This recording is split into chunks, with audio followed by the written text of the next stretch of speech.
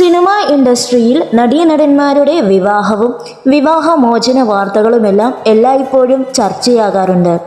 പലവിധ കാരണങ്ങളാൽ ആദ്യ ഭർത്താവിനെ ഉപേക്ഷിക്കേണ്ടി വന്ന 3 മലയാള നടിമാർ ആരൊക്കെയെന്ന് നോക്കാം. കാവ്യ മാധവൻ. എല്ലാ കാലത്തും മലയാള സിനിമയുടെ മുഖശ്രീയായിരുന്ന കാവ്യ മാധവൻ 2009 ഫെബ്രുവരി 5 ചന്ദ്രയുമായി വിവാഹം കഴിക്കുന്നത്. വിവാഹശേഷം ഭർത്താവിനോടൊപ്പം കുവൈറ്റിലേക്ക് പോയ കാവ്യ ഏതാനും മാസങ്ങൾക്ക് ശേഷം വീട്ടിലേക്ക് തിരികെ പോന്നു. തുടർന്ന് ഭർത്താവും ഭർത്തൃ കുടുംബവും തന്നെ പീഡിപ്പിക്കുകയാണെന്ന കാവ്യ വെളിപ്പെടുത്തിയത്. വിവാഹശേഷം അഭിനയത്തിൽ നിന്നും വിട്ടുനിന്ന കാവ്യ മാധവൻ പിന്നീട് അഭിനയ രംഗത്തോട്ട് തിരിച്ചു വന്നിരുന്നു. 2011 കാവ്യ മാധവൻ ആദ്യ ഭർത്താവുമായി നിയമപരമായി വേർപെട്ടു.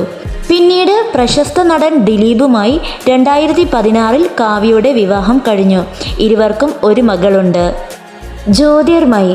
2000 പൈലറ്റ് എന്ന ചിത്രത്തിലൂടെയാണ് ജ്യോതിർമയി വെള്ളിത്തിരയിലെത്തിയത്. പിന്നീട് മീശ മാധവൻ, ഇഷ്ടം, എൻ്റെ വീട് അപ്പുവിൻ്റെയും പട്ടാളം തുടങ്ങിയ ചിത്രങ്ങളിലൂടെ ശ്രദ്ധേയയായി. 2014 ജ്യോതിർമയി ബാല്യകാല സുഹൃത്തായിരുന്ന നിശാന്ത് ഹരികുമാറിനെ വിവാഹം ചെയ്തത്. 10 വർഷത്തെ പ്രണയമായിരുന്നു ഇരുവരുടെയും. ദാമ്പത്തിക ജീവിതത്തിലുണ്ടായ സ്വരച്ചേർച്ച മൂലം ഇരുവരും പിരിയുകയായിരുന്നു. പിന്നീട് പ്രശസ്ത സംവിധായകൻ അമൽ നീരദിനെ ജ്യോതിർമയി വിവാഹം കഴിച്ചു. സുകന്യ. തമിഴിലൂടെ കരിയർ ആരംഭിച്ച് പിന്നീട് മലയാളത്തിൽ നിറസാന്നിധ്യമായി മാറിയ നടിയാണ് സുകന്യ. മികച്ചൊരു നർത്തകിയായ സുകന്യ തെന്നിന്ത്യൻ സിനിമയിലെ നിരവധി സൂപ്പർ താരങ്ങളുടെ നായികയായി അഭിനയിച്ചിട്ടുണ്ട്.